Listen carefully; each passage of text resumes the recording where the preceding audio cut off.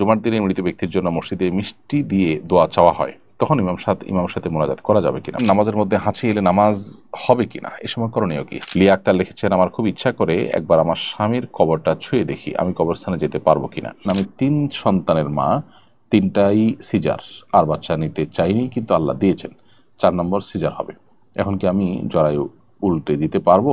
কারণ এরপর বাচ্চা হলে লাইফ রিস্ক হবে। চলুন আর বিলম্ব না করে আপনাদের ইতিমধ্যে যে সমস্ত প্রশ্নগুলো আমরা পেয়ে গেছি সে সমস্ত প্রশ্ন উত্তর দেওয়ার পালায় প্রবেশ করি।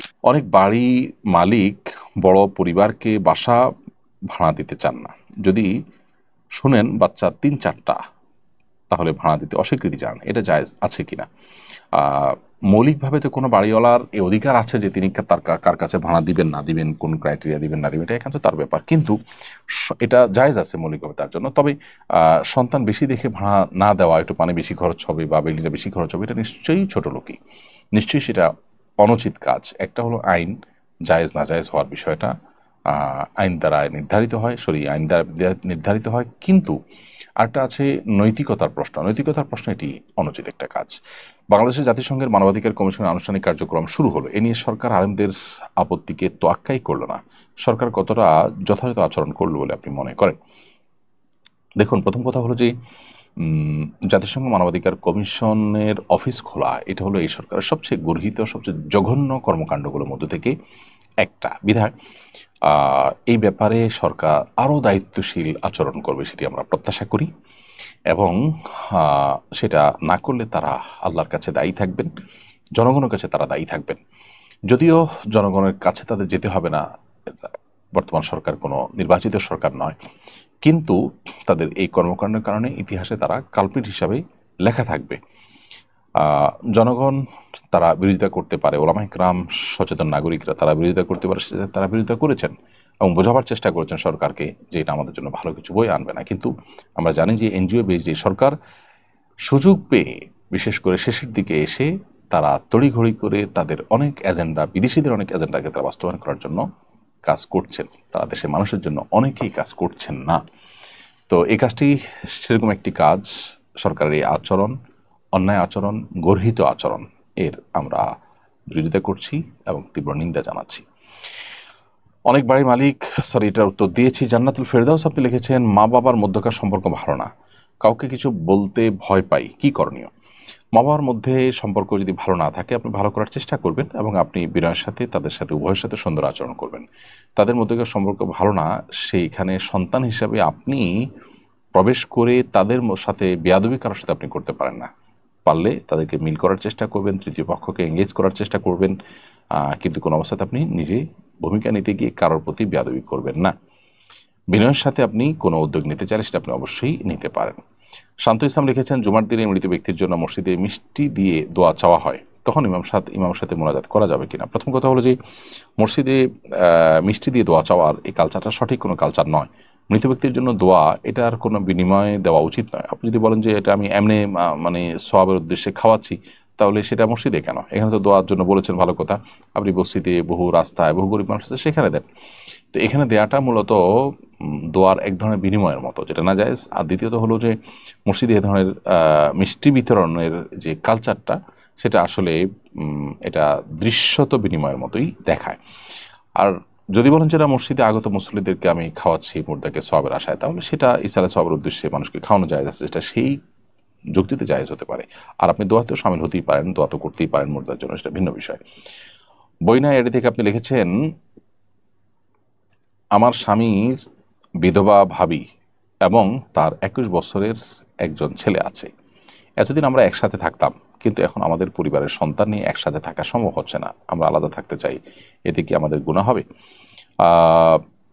আপনার স্বামীর বিধবা ভাবি, অর্থাৎ আপনার যা তিনি আছেন, তার সাথে আপনি একসাথে বসবাস করছেন, এখন পর্দাপোশিদার অসুবিধা হবে এই কারণে যদি তার থেকে পৃথক হয়ে যান, তো সেটা মৌলিকভাবে কোনো নাজায়েজ বা অন্যায় কাজ নয়, সেটা আপনারা করতেই পারেন। বরং গুনাহ থেকে বাঁচার জন্য পৃথক হওয়াটাই নির্দেশিত।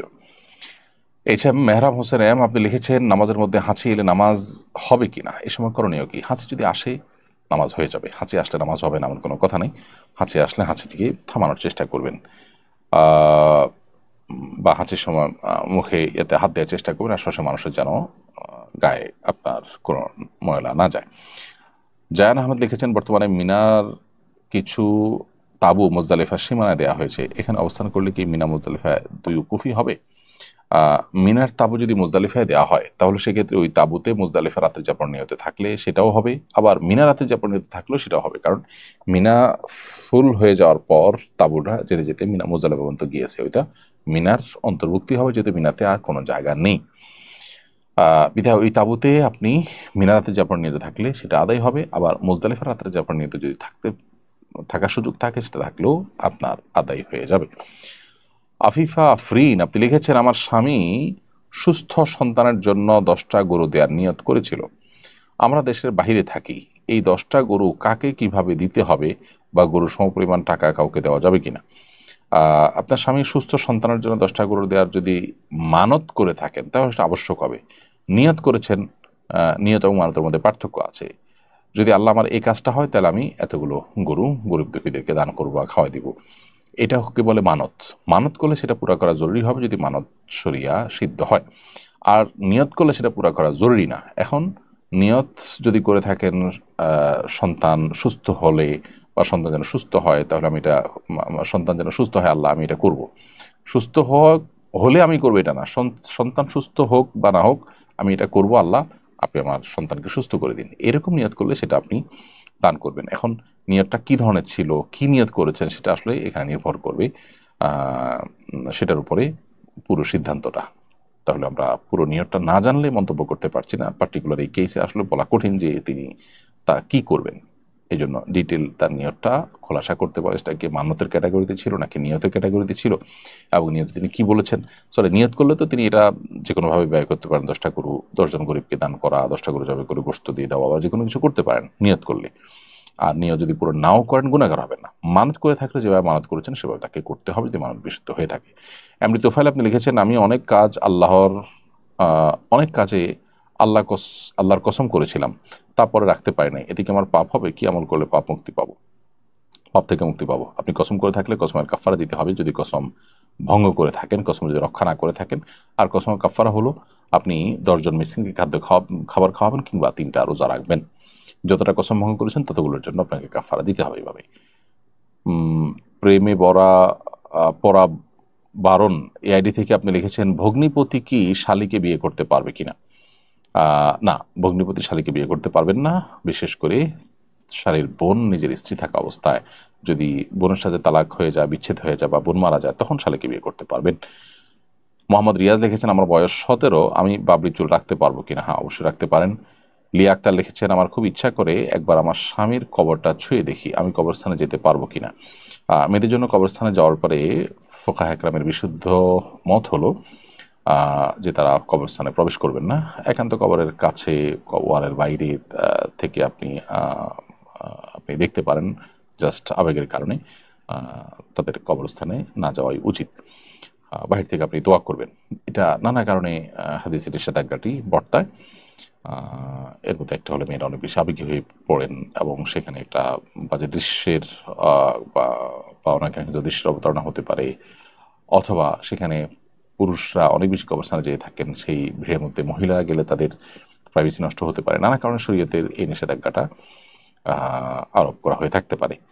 মমস সিক্রেট এআইডি থেকে আপনি লিখেছেন, কসমের কাফারা রোজা কি ধারাবাহিক রাখতে হয় নাকি আলাদা আলাদা রাখলেও চলবে? আলাদা আলাদা রাখলেও চলবে, ধারাবাহিকতার কোনো শর্ত নেই। মহিনুদ্দিন লিখেছেন, আমি একজন হিন্দু ভাইকে কিছু টাকা দেনা আছি, অনেক খোঁজাখুঁজি করার পরেও উনি কিংবা ওনার পরিবারের কোনো খোঁজ খবর পাচ্ছেন, এখন আমি কি করতে পারি? যদি খোঁজ পাওয়ার কোনো সম্ভাবনা না থাকে আপনি এই টাকা দান করে দেবেন সওয়াবের নিয়ত ছাড়া। আফিয়া ইসলাম লিখেছেন, ইন্টারমিডিয়েট পর্যায়ে চতুর্থ বিষয় হিসাবে সংস্কৃত নিয়েছিলাম, কিন্তু কিছু অনুবাদে মনে হচ্ছে হিন্দুদের দেবীকে আল্লাহর সাথে তুলনা করা হয়েছে। এগুলোতে কি গুনাহ হবে? পরিবর্তন করে ফেলা উচিত? ইন্টারমিডিয়েট পর্যায়ে আপনার পড়ালেখা করতে গিয়ে আপনি এই যে পরিস্থিতির শিকার হয়েছেন বলে আপনি বলেছেন, সেগুলো সন্দেহাতীতভাবে বিশ্বাসের জায়গা থেকে করলে তো ইমানে যাওয়ার মতো বিষয় থাকবে। হিন্দু দেবীকে নওয়াজুবিল্লাহ আল্লাহর সাথে তুলনা করার এই বিষয়টাকে আপনাকে ঘৃণা করতে হবে। পরীক্ষার হলে আপনার এটার উত্তর দেওয়া ছাড়া কোনো উপায় নাই, সেই জায়গা থেকে আপনি আহ, উম, আপনার যদি লিখে থাকেন তাহলে সেক্ষেত্রে ইমান হয়তো যাবে না, কিন্তু এটা গুনাহ হবে সঞ্জাতি, আপনার তওবা করা উচিত। পরিবর্তন করার সুযোগ থাকলে তো অবশ্যই পরিবর্তন করে ফেলা উচিত, যেহেতু এখানে গর্হিত কাজ করার প্রয়োজন হচ্ছে। এমকে মাকসুদুর রহমান লিখেছেন, কোনো হিন্দু যদি কোনো মুসলিমকে টাকা দিয়ে বলে তুমি এ টাকা দিয়ে কোরবানি করো, তাহলে এ টাকা দিয়ে কোরবানি করা যাবে কিনা? কেউ যদি টাকা দেয় কোনো হিন্দু, তার থেকে টাকা নেওয়া যেতে পারে, সে যদি গিফট হিসেবে দেয় সেটাকে আপনি কোরবানি করলে করতে পারেন। বিউটি বি এআইডি থেকে লিখেছেন, আমার ফজরের নামাজের পর ঘুম আসে, এর কারণে আমার ক্ষতি হবে কিনা? ফজর নামাজের পরে না ঘুমানোটাই উত্তম, কিন্তু এটা এমন কোনো বিষয় না যার কারণে গুনাহ হবে। লাকি আক্তার লিখেছেন, আমি 3 সন্তানের মা, 3টাই সিজার, আর বাচ্চা নিতে চাইনি কিন্তু আল্লাহ দিয়েছেন, 4 নম্বর সিজার হবে, এখন কি আমি জরায়ু উল্টে দিতে পারবো? কারণ এরপর বাচ্চা হলে লাইফ রিস্ক হবে। প্রথম কথা হলো যে সত্যি এটা লাইফ রিস্ক কিনা সেটা নিশ্চিত হওয়া দরকার। যদি লাইফ রিস্ক একান্ত না হয় তাহলে সেক্ষেত্রে আপনি এমনটি না করে বরং কঠোরভাবে জন্ম নিয়ন্ত্রণ করতে পারেন। আর যদি এটা লাইফ রিস্ক হয়, সেটাই চূড়ান্ত সত্য এবং আপনাকে বেঁচে থাকার প্রয়োজনটা করতেই হয়, বিকল্প কোনো উপায় না থাকে, তাহলে তো জায়েজ হতে পারে। নাজমুল মিয়া লিখেছেন, বউ কথায় কথায় রাগ করে কি করব? আহ, এটা এই জাতীয় ইস্যুগুলো নিয়ে আমাদের অনেক বক্তব্য আছে সোশ্যাল মিডিয়াতে, বিস্তারিত সেগুলো শোনার চেষ্টা করেন। আমরা সংক্ষিপ্ত ভাষণ একেবারে লাইভ শেষের দিকে আমরা স্কিপ করছি। রুবেল লিখেছেন, সরকারি খালের জায়গা ভরাট করে মসজিদ নির্মাণ করা হচ্ছে, এবার ইসলাম কি বলে? সরকারি খালের জায়গা ভরাট করে মসজিদ নির্মাণ করা উচিত হবে না। মসজিদ নিষ্কণ্টক জায়গাতে করার চেষ্টা করা উচিত। আল্লাহর ঘরকে আসামের কাঠ করে দাঁড় করানো আমাদের উচিত নয়।